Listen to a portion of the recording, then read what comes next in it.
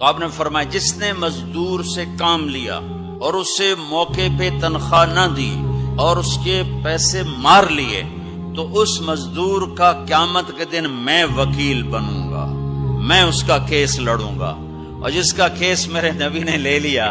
پھر اگلا کوئی بچ کے جا سکتا ہے کہیں؟ مزدور کا پسینہ خشک ہونے سے پہلے اس کے ہاتھ میں پیسے پکڑا دو۔ پھر مزدور سے فرمایا جو اپنے مالک کی نوکری بھی پوری دیانتداری سے کرے اور اللہ کی بندگی بھی دیانتداری سے کرے تو اسے ہر کام پہ دگنا اجر ملے۔